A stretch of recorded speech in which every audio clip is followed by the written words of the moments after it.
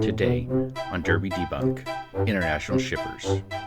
From Thundersnow and whatever he's deciding to do at this point, still somewhat unsure about all this, where they made a great mockery of our great Kentucky Derby. Or have we moved to a more prominent international scene with horses such as Forever Young coming in, running a valiant third, and going on to win a Breeders' Cup Championship and being one of the best horses in the world? Or have we moved to a hybrid theory where Kentucky-bred horses move to Japan, get themselves into the Derby, and come and take the championship that they are destined to eventually win? Today on Derby Debunk, we discuss international shippers. We're back talking horse racing, the greatest gambling game ever created. I'm Nick. And I'm Emily. What are we doing today, Nick? We've got the third part of the Derby Debunk series where we're going to talk about international shippers. And this is a big one. I think the biggest question coming up is, can these horses ship in and win? They're quality horses coming in from overseas, since adding the Japanese win and you're in. Actually, tell me a little bit more about that, like how horses from overseas can qualify into the Derby nowadays. So nowadays, it's a little bit different than it has been in the past. There is a Europe and Middle East route, which generally just means the UAE Derby. And then there's a Japan road, which was the Fuku Ryu, nailed it, race. But there is a couple of others on that Japan route, but that was the big one this year. And so there's going to be 3 horses out of Japan this year in the Derby. Traditionally, there's been, or historically, there's been 2. And so this year we're going to get 3. Generally speaking, the UAE Derby has been the route that's been seen as more profitable, though none have won. They've kind of produced the better showings, better overall. However, this year one of the UAE Derby runners, better word, one of the UAE runners is coming in from Japan, and so the Japan route still brings another one. So it's been an interesting development this year where we haven't heard much about them, but overall it's been an interesting case study. Yeah, and I wanted to look at it kind of from 2 points, right? Because there was that European path in the past, and really no one kind of took it, which is why they tweaked it a little bit to try to get more international participation. So kind of that kind of first group of horses, we can go back in kind of current times with 2017 with Thundersnow, who lost their race right after the start, as we saw in the intro video. And then Mendelssohn coming in for Aidan O'Brien, who had a lot of attention, ended up going off at 6-1, 6.8-1 more accurately. And Mendelssohn's trip probably cost him the race, breaking slow, broken a tangle. Again, this was back when, if you're following the first series of the gate, back when they had those 2 separate gates, breaking from post 15. So he was that horse that was the end part of the main gate before the auxiliary. So his trip was compromised, still needed to show a little bit more, but could have been that. And then sort of the gap into current time, which is 2019 onward, where I think we are starting to see more horses that are legitimate Derby type horses. Now, none of them have won. However, watching replays, looking at these horses, wanted to sort of do the same type of debunk. Is it a factor of horses just can't ship, they need a local start and win, or is it a factor of trip? So we can kind of work from 2019 onward, starting with Master Fencer, who was the first Japanese bred horse to enter through the Japan road. And one of the patterns that we'll see, Master Fencer is the 7. Is that correct? Master Fencer was 15. Yep. Oh yeah, we got a string of 15s for a while of these horses. But again, you can see the 15 again talking about it's that end of that first gate, and we'll see Master Fencer from the start.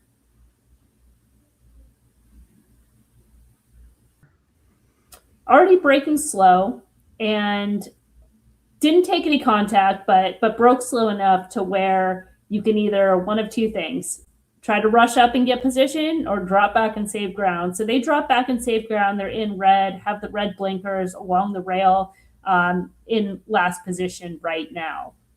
Now they're going to kind of remain in that position. And one of the things that we've noticed, just as they're kind of running the race, so it'll take them a while before he gets back kind of into the swing of things, is gait issues seem to be persistent with the horses coming over. Now, that's probably not a broad brush statement you can make for every horse. I think you can look at their pattern, see if they've done it in the past, or at the least consider for this year, they might break slow, they might have trouble at the start, just because that has been a pattern of the past. It's not something that's always going to stick, but it's happening enough.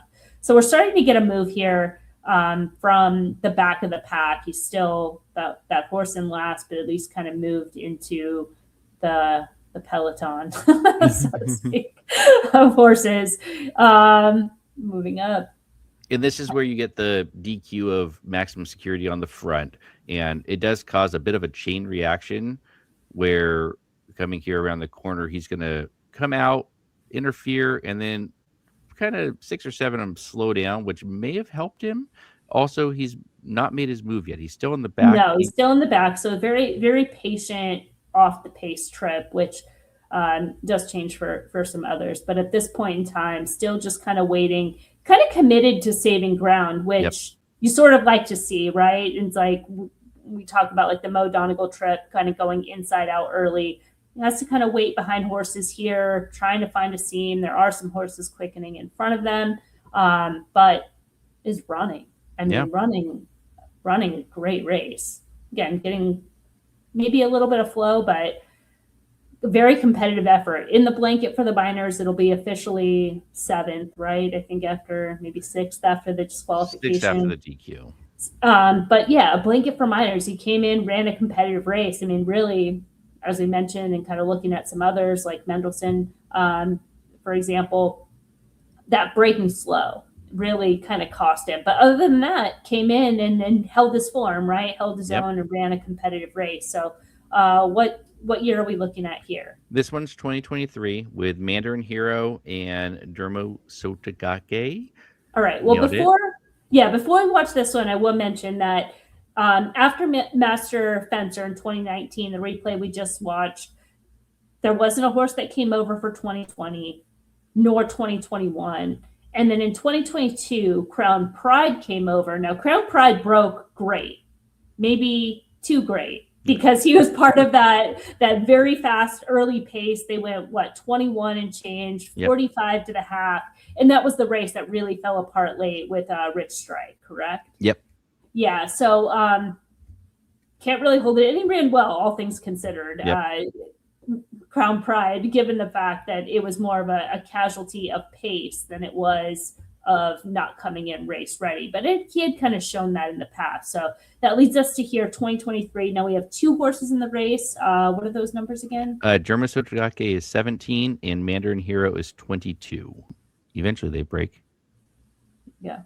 So terrible starts for both 22 and 17 for Dermo Sotogake, the 17, and Mandarin Hero 22. Again, that pattern kind of emerging with the European horses. But after that, again, showing run. Now we'll try to find them in running. You have 22 kind of mid pack behind and between horses, and Seven's on the inside. And towards 17, the back.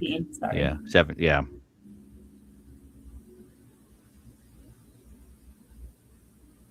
Not all the way in the back, but close enough to the back and all. Yeah.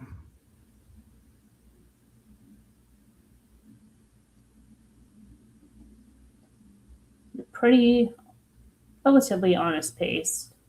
Derby standards, not extreme, too extreme one way or another. Kind of what would be some. Oh no, this was a pretty fast pace. It was fast, right? yeah. Because it did start to slow late. 2 fills ended up being up close and staying on, but yeah.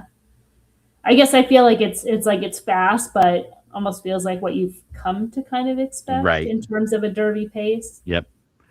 It's I have a note to myself to no matter what, whoever's in the Derby, the pace is going to be fast, and I've made that note on my calendar. Maybe that's another debunk, another debunk for the series. So now, as the race is starting to slow late, and we're starting to see the horses come into the frame again, following 22, who's already backed up and out of the race. So that's Mandarin Hero. And but as far as Dermasoda Gake, he's running big. He's got the white stripe down, like a narrow blaze, moving towards the outside right now, behind the top 3. So Yep, putting in a good run. Yep. All things considered, but that pattern of gate issues. So that being 2023, and Dermasoda Gake was more fancied than Mandarin Hero, to say the least. So Yeah. The public at least having good information as far as that goes. Again, 17, Dermasoda Gake 7-1, Mandarin Hero 17-1. Yep. So we'll be able to see the head on now in like a slower motion, but you can see where Dermasoda Gake broke slow, broke in, and behind most of the field early on, taking off the pace before making that late run for the deeper minors. So now leading into anything you want to add on? Nope. I think the next one we're going to watch is 2024. Right? Yep. We'll watch the Forever Young TO Password.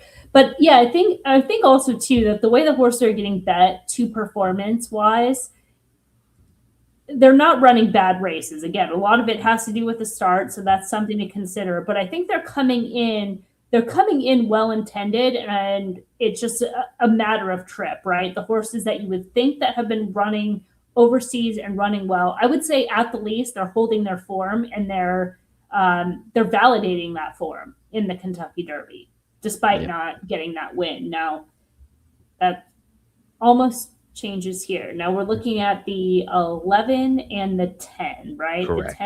The 10 is TO Password, and the 11 is Forever Young. Right. And they both, I believe this one, they both get an okay start. But I don't think so. I think I edited that part out. No, that's fine. We can leave it in. We'll see. Maybe I'm wrong. I'm not wrong. We definitely leave it in. Okay. So the 11 and the 10. Forever Young was kind of restless in there before lunging out. But then, unlike, you can kind of see 11 is behind and between horses, Forever Young, with the red and white stripe blinkers. But unlike some of the other horses that we watched the replays of that broke slow and took back, they're trying to use for position. So at least a tactical change on that front, where TO Password does kind of take back a little bit, not as much of urgency to try to at least get themselves in the race. So maybe you can see some progression as far as at least watching those other races and saying, hey, if we break slow, let's not try to take back and make one run that's a little bit tougher. Let's at least try to push and get into the race. And that could have been part of the tactic here, on top of the fact that Forever Young is a very good racehorse. And so he is not far back, but definitely further back. But the front group here, all are the ones that end up falling back, except for our friend Mystic Dan, who, as we've talked about in a previous video, kind of gets the perfect setup. You see the 11 now is starting to make a move in that second pack, and it's bunching up, and this is where the real racing begins. Yeah, and this race shape isn't extremely fast, which I think also helps out Mystic Dan just comparatively, right? We've seen 21 and change, 45 and change, and now we're seeing almost 23 and 47, which is like almost a standard 9 furlong race, a little bit on the faster side. So that could go to your theory as far as the pace is going to be really fast. Like, doesn't have to be. Could still stick around. We've also seen a little bit more of a dry track. So now Forever Young getting bumped around again. The red and white blinkers between horses there in the lane. Mystic Dan on the lead, still getting bumped by Sierra Leone. These two duking it out, coming down the wire. And one of the the more interesting photos of. I think they were within a nose and a head. I think is what the official chart ends up with. Yeah. But it was one of the closest derbies you'll ever see. Yeah, and that's one where all things considered, right? Trip and outcome, I have a hard time looking at that and saying if a horse is good enough coming from overseas, they can win because Yep, that's as close as you can get to a win, right? Um, absolutely. I mean, just without some bumping in the lane, without the winner getting a perfect trip, slightly better break, even without a better break, maybe even just this not, you know, uh, rough race riding in the lane would make a difference. Maybe a 46 flat half mile would have made a difference because Yep. Mystic Dan is getting tired here. Yeah, and the perfect setup for the winner and a great setup for the two that run 2-3. And so I think this, as you were saying, I think this validates the idea that it's going to have a foreign winner at some point. You would imagine Yeah. whether or not you have a Forever Young coming, I think would be the difference, right? That, You don't need to yes. have the best horse, but it really helps. As we've seen a couple of times now, the best horse doesn't always win, but the best horse is always kind of sort of there at the end. And we see that with Forever Young and Sierra Leone. Yeah, and I think to the point of the kind of overall blanket statement and as far as like the debunk is that horses can't ship in and win. I think that is something that is, even though it hasn't been proven, I do think that that is a little bit false because Yes. these horses have not just a one-off, not just a Forever Young finishing in a 3-horse photo at the wire, but from the race from Dermasotogake, the race from Master Fencer, these horses that are putting in consistently good competitive run. It's just a matter of racing luck. And it does come down to the break as well, which is something I think that you still do have to consider. And in terms of, but maybe we're seeing here with that Forever Young ride, like figuring out how to adjust. And if they're able to figure out how to adjust tactically, there could also be reason to think they're figuring out how to get out of the gate in Kentucky on Derby Day as well. Maybe there's more gate schooling. Maybe there's more gate schooling at Churchill Downs. Maybe there's more gate schooling overseas coming in to prepare. But those are the things that I would consider. I would not put a blanket statement. I'm not one of those people that's like, I'll start playing them once they win. If I think a horse this year is valid, checks the boxes as far as being fast enough, having the right run style, having the right form, and the right race shape, I would not hesitate to use them this year, especially if there's knocks on other horses. So that's sort of where I land. Now I think there could be some, as we talked about this a little bit in the brainstorming, some psychology, especially when you get a horse like Forever Young and you're like, okay, well, if Forever Young can't win the Derby, then then None of no them one can. then no Yeah. one can, right? I think there could be something to that where, but again, that just might come out to something that you'll see in the odds, right? Or in the past, we've seen horses go off at 7-1, second and third choice, I believe. Maybe that's not the case, right? Maybe we start seeing these horses at longer odds, and that's kind of the time that if you think a horse does have an opportunity, they check those boxes as an individual where you are getting that right price compensation. Where do you land? Because I think when we talked earlier, you were still in the prove it, you can do it camp. Prove that you can, and or be Forever Young, right? And I think Mhm. that's the issue, is that Forever Young is going to tarnish this for me. Is that a horse like Forever Young's going to come over? Wrapping it up with this year, you have 3 horses coming. All 3 are going to be fairly good with good running styles to fit this year's Derby. Because as we've talked about in other shows, race shape actually does still matter. And I can have my note saying that the Derby pace is going to be fast. Doesn't mean it's actually going to be fast. It's going to be faster than most races because they start with a quarter mile of a stretch where they get to get all their speed built up, which is always going to increase the actual time. 20 horses on top of it and a crowd of 1 million people there kind of all adds to a faster pace. But we've seen enough of these videos that they don't have to go 110 for 3/4. They actually can do 111. Hard to hold on unless you're a Medina Spirit, but I also think that you can sit right off and make that run. So that we'll look at the Japanese contingent this year once we get draws and those sorts of things. But all three of those are going to fit into. They're not quite forever young, but you're going to get 15 or 20 to 1 on them. So maybe this is the year that you actually want to pull that trigger and be come to the wedding and not to the funeral. Yeah, and using Forever Young is like as a benchmark. It could be a little bit trappy. I mean, I would. I'm kind of one of those people too when I'm handicapping and I'm less kind of outcome based, right? Like to me, he ran you know, for all intents and purposes, he won the race, right? He showed that he could win. Look at some of those others, and it's like at least they're showing me that they're coming in prepared, right? They're not short on fitness. Outside of those gait issues, they're running the race. Their form is valid. Their form is holding up, and it's a matter of time that we probably are going to see some of the commentary this year being like, well, this horse isn't forever young. This horse isn't forever young, but some of the other horses that we saw run well weren't either, and still ran competitively well. And especially, if you're looking, and again, it's always contextual, right? If you're looking at this year's field and you find knocks on the horses that are going to get a lot of attention, you can find knocks on Commandment, you can find knocks on Renegade, and everybody else just looks, maybe one cut below that pair. Maybe it's an opportunity where you're saying, I am getting some value on a horse that might not be forever young good, but you don't need to be forever young good this year. Right. Yep. It's always that level of competition. And that's I've listened to John White talk, and John White is an old school handicapper, and he has his point system, and he does all the things to win the Derby. And his top pick right now, Dannon Bourbon from the Japan Road. I was going to try and say the name again. We're not going to make me do that. You didn't even get to say it this time, so I'm going to end this with you saying, how do they come in from Japan? Fukuryu. Not even going to try. Was that right? Yeah, you nailed it. I'm not going to try it because you got it. You got it early. You got it early. We got our practice in.